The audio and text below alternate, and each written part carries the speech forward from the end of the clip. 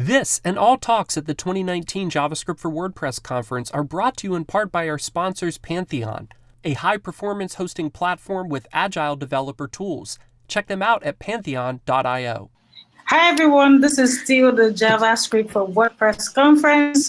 In this section, we're going to have Jeff talk to us about the benefits of static WordPress. So we're just going to go right into it because we already took a little bit of his time, the previous speaker. All right, so Jeff, please introduce yourself. And if you're here, if you're watching, say hi and tell us what country you're watching from. Hey everybody, I am Jeff Matson. I am the docs guy and general community stuff for Pagely and NorthStack. I do have an about me slide. Sorry, I'm a little caught up right now trying to get in here and everything. Basically, what I do is I get paid to learn things and regurgitate them. Typically write things down in the process and just make fun stuff. Currently, I'm at Pagely and NorthStack. NorthStack's our new serverless product that we're launching, so you may want to check that out. Of course, Pagely is the managed WordPress host of choice for pretty much every enterprise out there. Formerly at Rocket Genius, the creators of Gravity Forms, I did documentation over there, and then I started doing their marketing for a few years as well before going to Pagely and NorthStack. I am a glutton for knowledge. I absolutely love any information that I can be given. I try to learn everything that I possibly can, and that's why, of course, I learn things and write documentation on it. I'm a tinkerer. I play with everything. And of course, a contributor to everything when it comes to tinkering. I'm usually playing with, playing with different things and find a pull request or find a patch for something and submit a pull request, that sort of thing. You can find my contributions all over the place. I'm also an arcade enthusiast. I restore arcade machines. Currently, I have about 30 machines, including 3 pinball machines in the living room and probably about 20 machines in the garage and other machines all over the place. Usually bring these things back to life and restore some history. And I am a maker of unusually large lists. Figured I'd be a good thing to add in there. I'm running a little quick right now because I'm trying to make sure we have plenty of time. So if you have any questions or anything, we can knock those out at the end real quick. I can't see chat right now, so I have no idea what it says. So to give you a brief overview of what we're going to be covering, obviously we're going to be covering WordPress, right? We're also going to be covering static stuff. As you can tell from the title, it is static WordPress, and how WordPress and static generation can work hand in hand. What we're going to be doing is we're going to be determining how we can utilize both technologies to be able to provide good solutions for customers, as well as make your life a whole lot easier. And of course, my love for list items and parentheses. So let's do a quick look into a typical WordPress site. Basically, it all starts with an idea. Usually you have a guy that comes and says, I have $1 billion idea and I'll hire somebody to do it for, quote, exposure. And of course, that guy has no idea what he's talking about. Sometimes your clients have an idea of what they're doing. Sometimes they don't. Sometimes they're a small site, and sometimes they're a huge enterprise site, like what we do at Pagely. Then that guy says, I need a website. And of course, there's the exposure mentioned there. I got a little bit ahead of myself. So if you're a freelancer, this guy comes to you and he goes, I've used WordPress in the past, or maybe he's never used it and has done some research and decided WordPress is the best solution for me. And so he finds a WordPress freelancer and tries to get his site built. Well, he typically liked it because it was easy to edit things. It was easy to make different changes. It was easy to manage menus, or maybe install an extra plugin for an extra little bit of functionality you wanted. So WordPress is great for that. There's a huge community around it, and there's always something that even the most basic user can use. So what happens is the guy hires the freelancer and the site is delivered. Freelancer is a reputable freelancer, delivers a beautiful product. After probably 1,000 iterations of minor non-blocking items, the client loves it.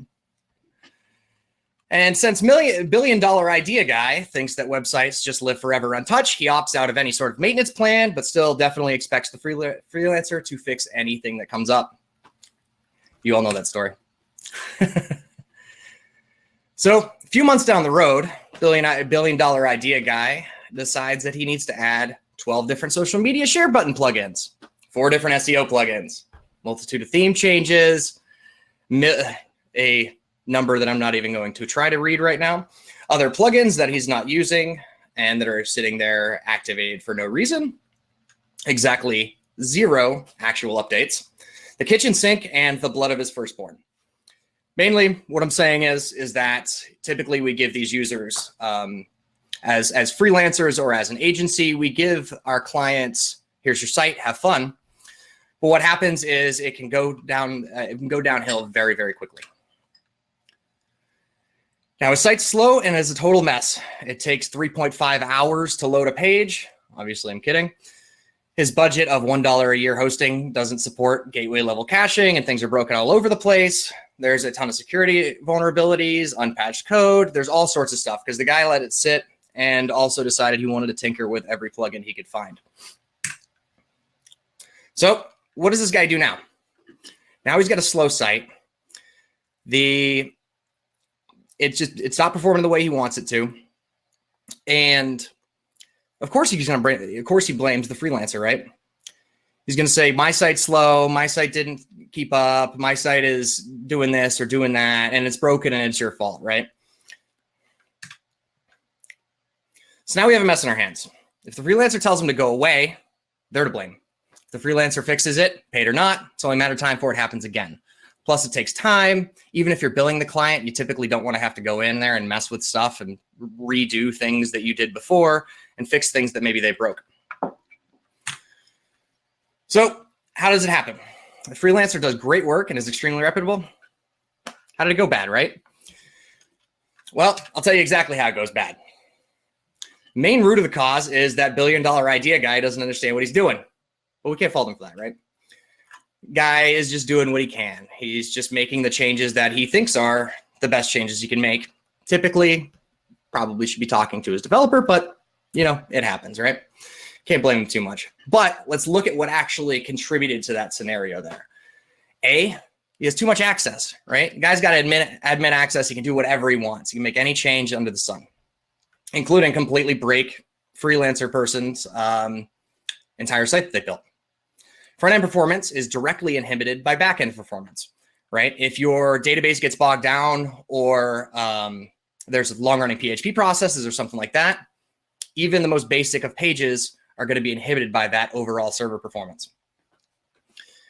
And there is an emphasis on user empowerment with WordPress, right? That's why we first all came to WordPress to begin with. I don't know, it feels like a decade ago. I don't know if it's been that long, but close to it at least. I came to WordPress. I was initially a affiliate marketer years and years ago, and started using WordPress as something easily to create sites, even though I did have some development knowledge.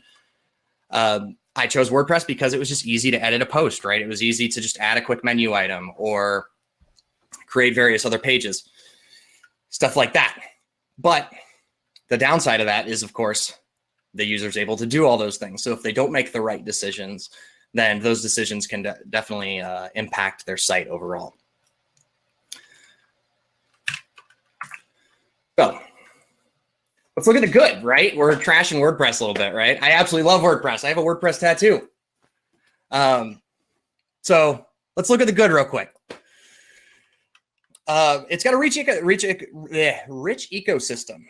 It has all sorts of community following, just like we are sitting here on this live stream right now. You know, huge community all behind it, and just really, really works hard to collaborate on some great stuff. Everything's very well documented. It's very simple, especially the editors. When it comes to what you see is what you get editor, whether it be the old editor or whether it be Gutenberg, they're all fairly easy to use. Gutenberg, there's opinions, right? But overall, it's a lot easier than it is to say, open up a text file and potentially edit something in Markdown, for example, which is typically how I prefer to do something, but a client usually would have no idea. And it handles a lot right out of the box, right? You have your user authentication, you have all of your routing, all of those different things that are all in there. And of course, it's familiar, right? There's a lot of users that are using WordPress all over the world, And so because of that, you can pretty much Google any issue you have and find some sort of solution for it. But let's look at the bad. So front-end development can get a little annoying, right? There's all these other plugins that are all interacting with things that may be injecting other JavaScript here. People aren't using the proper hooks. Maybe they're enqueuing their 10 different versions of jQuery inside all of these other plugins that they're not supposed to be doing. You know, all of these other different things that can all get in the way. And while we as developers can get things done, no problem, it does get annoying. There's a high reliance on third-party developers, right? There is a bit of a need to use a different plugin for everything they want. To develop your own plugins becomes, for every little minor thing, becomes a little annoying at times, especially when it comes to things like user authentication or editors, things like that. But because there's a high reliance on third-party developers, there's all sorts of things just getting in the way all the time. Plugins get overwhelming. Like I said, users install a million different plugins, most of which they probably don't need. And while a number of plugins isn't necessarily a big issue at all, but the plugins that they're running may have every feature packed into it. And by using all of those different features and by using a lot of large plugins that are running a lot of different processes, things get slow. Things just get bogged down. There's a lot of conflicts. Messes everywhere, right?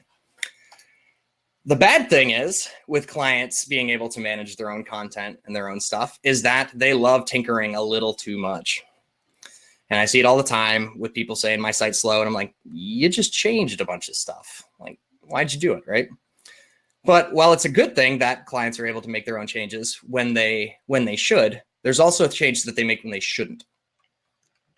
And it also becomes hard to scale without expert advice or maintenance, right? So that's what we do at Pagely is we do enterprise WordPress hosting that is fully catered to the user and handles their amount of traffic that they get. So you have massive, massive, massive sites out there that just on a typical whatever VPS running a LAMP stack or LEMP stack, they're not going to necessarily be able to scale nearly as well without all of that extra little tweaks, custom cache keys, different things like that. And of course, if you do get expert advice and maintenance, it gets expensive, right? And here's the ugly. Versioning can be insane for WordPress stuff, mainly because you have a bunch of different settings that are all in a database and things like that. So you have to version your database. Whether you're pushing or pulling, there's a lot of tools that help you out, but still, you can't really keep it all in one little version control repo perfectly and deploy directly from that, right? Servers also explode. Servers blow up because they're all locked into one. Everything's located on one server. Like I said, if your MySQL queries go through the roof, then your front end of your site can suffer even on cached page performance and things like that. Now, typically for an enterprise level client, you'd usually want to use things like Amazon RDS or something like that, where it's on a separate location. And if things spike up on RDS, then they're not going to impact your HTTP server, your Nginx, whatever you want. It's not going to impact that. But typically, who's doing a lot of that, right? Especially for your small to medium-sized business. You have an ecosystem lock-in issue. So if you are trying to move from WordPress, you decide, I don't like WordPress, or WordPress goes away randomly. And I don't see that happening anytime soon, but there's always that risk, right, of ecosystem lock-in. So if WordPress disappears, where are you going to go? And you have to redevelop everything you did. And I'm hitting buttons on my keyboard over here. And there's also a single point of failure. Like I said, server explosions right back to it if that main site goes away. Now, there's always high availability and things like that, but then you're looking at more costs and stuff like that. It's usually not that viable for the small business. So let's take a look at static sites. You have the good, which is stupidly cheap to host. You can literally host these things anywhere, right? If you generate a bunch of static HTML, you can put it, your browser itself will just open up by itself. You can put it practically anywhere, including loading directly off of something like Amazon S3 or something like that. It's crazy cheap to host. They can live practically anywhere, right? Just as mentioned, S3, all that stuff. And it's secure. Can't hack some raw HTML. It's not going anywhere unless you hit the backend power in it. So it's also, however, a bit inconvenient. When you're doing static sites, you have to deal with manually running builds. You have to deal with learning new stuff, right? You have to learn, for example, if you're building a static site with Gatsby, you have to learn Gatsby or have to learn React or different things like that. It becomes a little inconvenient, right? Because you get to find those nuances of all of those other different things, as well as dynamic elements. See, I say inconvenient and not bad because you can do dynamic elements. Static sites don't necessarily always mean static content, but we'll go over that in a minute. So let's look at how we can possibly benefit from both of these things, right? We can use WordPress as a backend, as a CMS, where your clients typically would usually live anyways. And we can generate static content and interact with dynamic elements. So we can generate the homepage. We can generate the each one of the posts, each one of the pages. However you want to do it, you can generate all of that content, serve it up, and be able to deliver that same experience, but with less hosting costs and with generally a faster speed on the front end because you don't have additional server processing going on. So let's look at how we build it then. Magic. That's it. I'm just kidding. There's more. If you're not an all-powerful sourcer, here's how you do it. You leverage the benefits of both. Use WordPress as a backend, as I mentioned. You load WP admin. You load things through APIs. WordPress has got a great JSON REST API, as well as WP GraphQL, which works unbelievably well if you're loading your data via GraphQL. GraphQL is one of those things that is a little weird at first, but gets great. Gatsby is a front end. Gatsby natively takes in GraphQL, builds it together, puts stuff together. We can also use React, which is, of course, why we're at a JS for WP conference here, is because we want to use JS, and React is how we do that in Gatsby. So we use static markup using whatever WordPress throws at it. Oops. Yep, we're good. So what about dynamic content? As I mentioned, static sites are not static content, right? Let's be real here. Most content isn't dynamic anyways. You instead think of terms and dynamic elements. And we'll show that in a minute. But what it is you're loading an entire page, you're loading all your HTML, and then you're loading your individual elements dynamically, such as if you need things like comment functionality, or if you need some other interactive capability where you can't necessarily generate your content over and over again, you choose dynamic elements. So let's dig in. If everybody can see my screen here, and I can't see chat or anything, so I just want to make sure. Let's see. Did it stop streaming? Shit, maybe it did.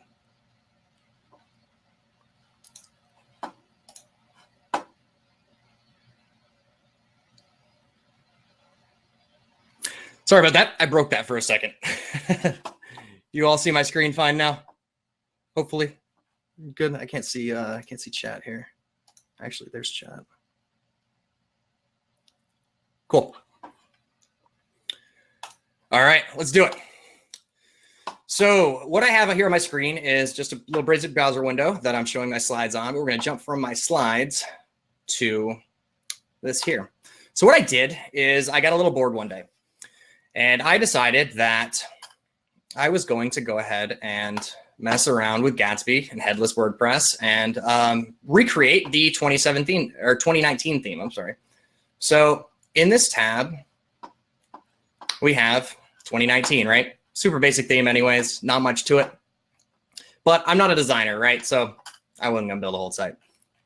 We'll just do something familiar. So what we have is typical WordPress stuff. You know, we have our little different meta information. We have our posts, all that fun stuff. And for example, if we go to a post here, we have our post and we have our comments, different things like that. Of course, we can leave a comment and all the interactive elements there. Now, if we go to our site here, and the permalinks are a little acting up, this is just basically a proof of concept, so bear with me.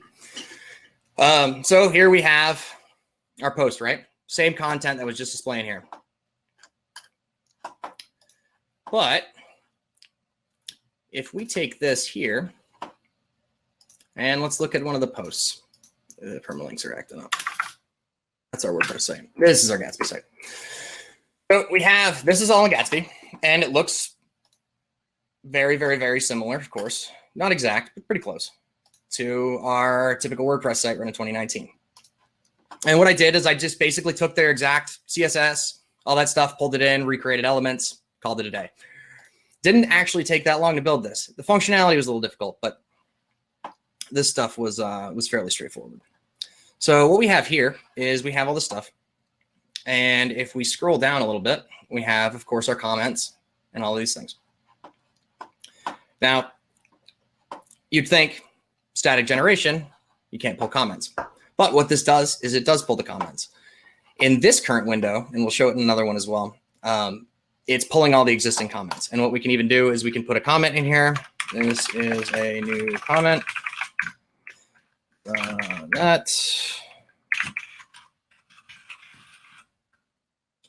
Example, just so there's some bounces. And then so we post the comment.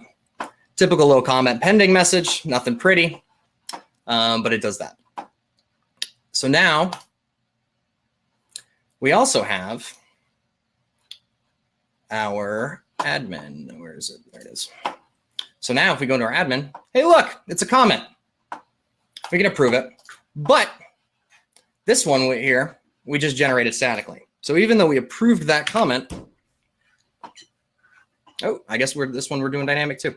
So now there's that comment. This is all static stuff. This is all loaded client side. If you look at, especially if you open up the console here, there it goes, a little slow. And for example, we look at our network tab.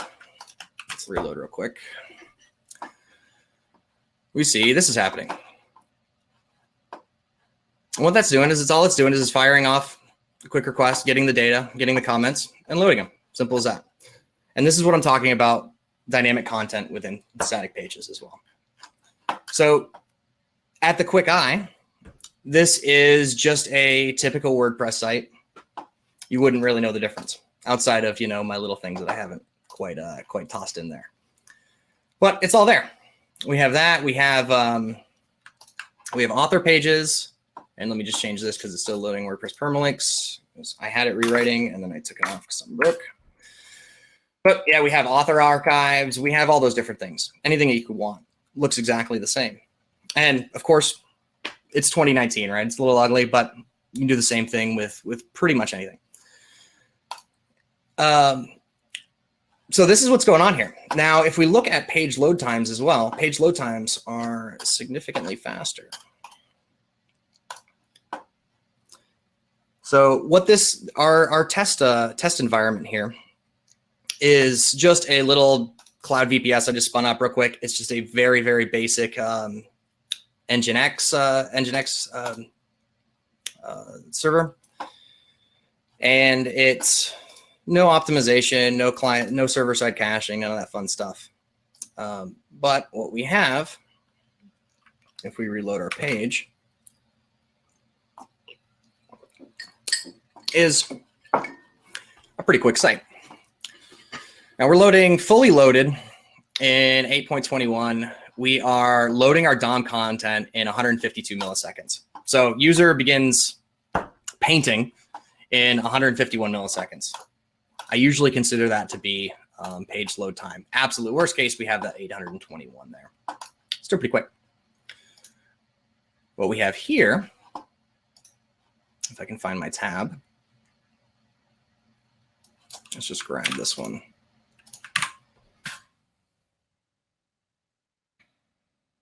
is, and let's open up the inspector to the network tab.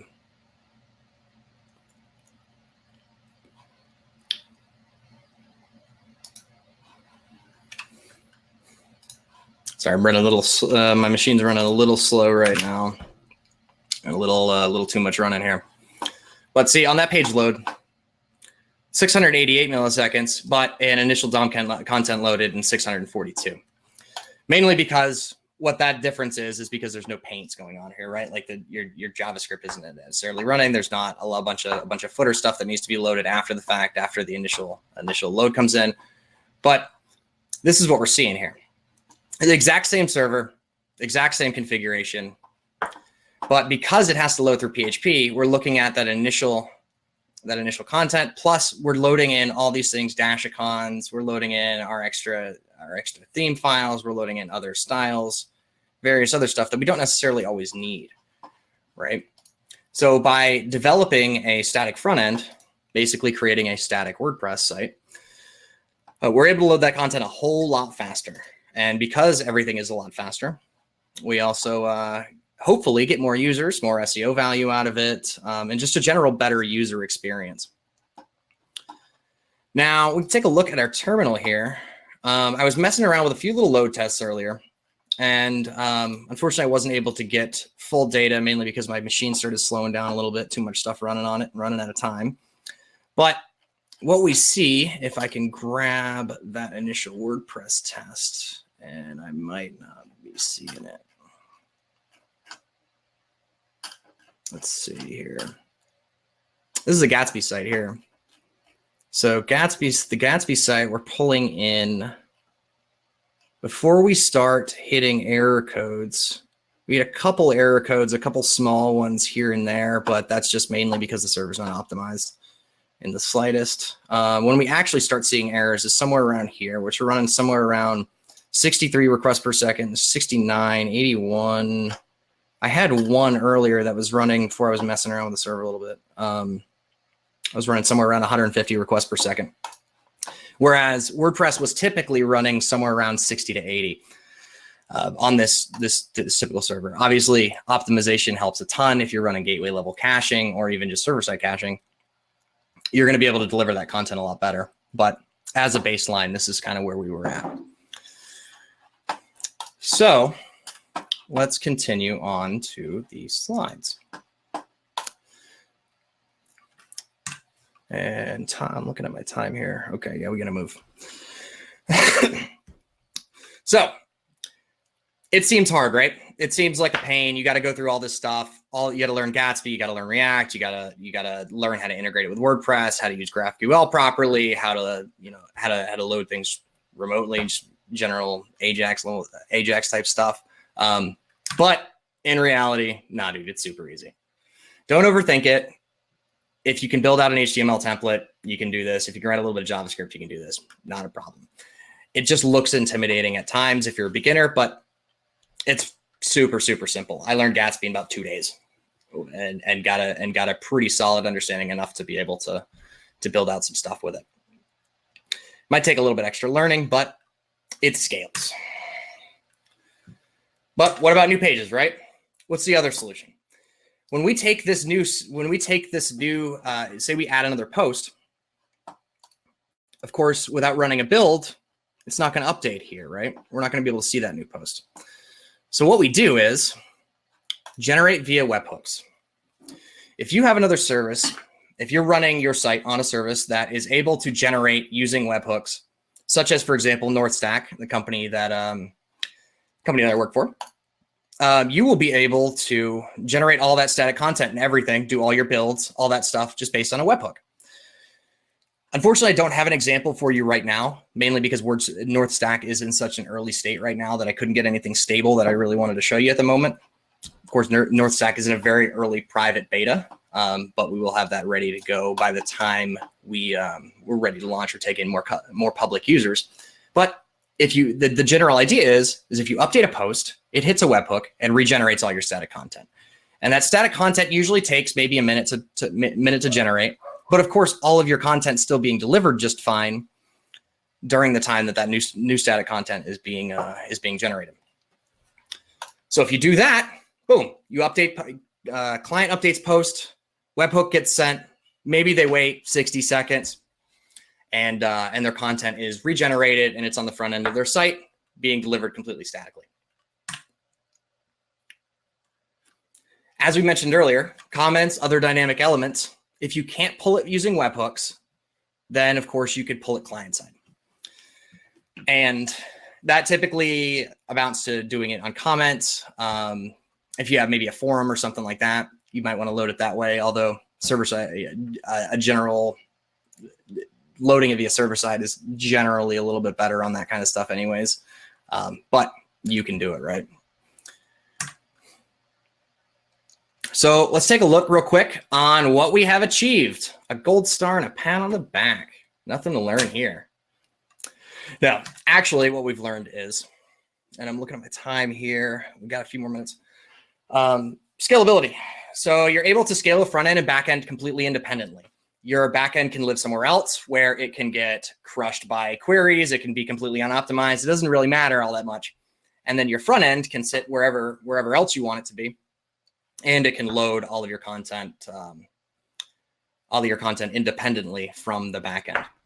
So if you get more visitors, you just scale the front end up, right? You get a big old server in the front end, maybe a little tiny baby in the back end, and you just scale it up as you move. Of course, this doesn't necessarily apply to serverless stuff where you're able to infinitely scale, in essence, to where you're not managing your server and you just throw stuff at it and it just handles it. But if you're using a cloud VPS or something like that, and you're not using a serverless technology like NorthStack, you know, your scalability is definitely a concern. Also, portability. So if you want to ditch your host because they totally suck, go somewhere else. Nobody's stopping you, right? You don't have to move all that database stuff. You don't have to do anything. Obviously, if you're moving your backend, it's going to be a little different. But if you want to ditch WordPress entirely, you can do so. Just translate your API calls that are in your front end, and they can pull from a new backend. Ludicrous speeds, of course. They're going to go so fast that you're going to wonder who put the poop in your pants. You can serve static files unbelievably fast if it doesn't have to be processed, right? If you're not processing a bunch of PHP, it's just going to blast through those requests, no problem. Especially if you're using something that's optimized to do so. That's optimized to serve static files, even something like Amazon S3 or something. And of course, you have simpler maintenance. All your front end changes are always in version control. The only thing that's changing is maybe your posts or anything that the client manages or anything like that. But all of your front end changes are always in version control. So if somebody decides that they want to hire Mr. IT guy and mess around with their site and break your theme or break your plugin or whatever, all your stuff's in version control. So you see exactly what they changed, and then make any of those additional changes that you need to. And of course, it's ridiculously secure. Hack the HTML. Client happiness, of course. The biggest thing is that your clients want, when they hire you to build them a site, they want speed, they want ease of use, they want stability, they want security, and they want scalability, right? They want to make sure that they have a fast site when they're a little tiny baby startup, that they can easily manage themselves if they need to, that stays up, that doesn't get hacked. And when it becomes a big, gigantic site, when billion-dollar idea guy actually makes $1 billion, he's able to scale it infinitely. He's able to go from 10 hits a day to 10 million hits without blinking an eye, and maybe upgrade or tweak something here and there. But overall, same site. Not going to have to do a whole lot. And I got there just in time to be able to end this talk. Thankfully, I was rushing through. Sorry if I need to clarify on anything. Absolutely, let me know. Do we have any questions? Yay! Awesome. Thank you, Jeff, for that wonderful. Can I look at these questions here? Yes, we have 2 questions for you. I see a question that says, what is your opinion on WordPress static sites generated by plugins such as WP2 Static? I haven't really used those, mainly because my needs are generally to create an entire site or to add some kind of additional functionality. Maybe it be some additional landing pages or something like that when I typically do freelance work. So haven't used them. So I couldn't really tell you. I'm guessing that there's fairly simple things going on there. That it's probably just rendering the content and spitting it out into a file. But I absolutely can't. I'm not sure. Not sure on that question there. Are you going to be able to reduce the 60-second minimum build time down to 5 seconds /instant? Yeah. So ideally, and Gatsby has a little bit of trouble with this, but ideally incremental rebuilds help with that kind of thing. So incremental or partial rebuilds. So if you are rebuilding your content, you update a post and you just need to rebuild that post. That's going to be almost instant, of course. It really just depends on the platform you're using. For example, Gatsby doesn't entirely have the support there. It will cache a lot of content, but it won't necessarily always do a full rebuild in a super quick manner. It is a little bit of an annoyance, right? Because it may take 60 seconds or so to build the site and to rebuild your pages after you update some content. But generally, your users aren't really going to notice. It's just a minor inconvenience there. Do we have any other questions here? If I can learn Gatsby JS, why would I use WordPress? I'm able to learn front-end JS. I'm able to learn front-end JS. Then I can learn back-end JS like Node.js and just keep everything JavaScript. The benefit of using WordPress is that there's not a learning curve. Yeah, absolutely. If you want to, go nuts. I build things in all sorts of different languages and all sorts of different platforms. Absolutely agree. If you want to build something in Gatsby and build your backend in Node or anything like that, I have actually multiple WordPress sites out there that use a Node backend for that WordPress site. It's absolutely a scenario that can happen. It just entirely depends on your individual use case, how you want to do it, and how well it fits the individual client's expectations and what they need.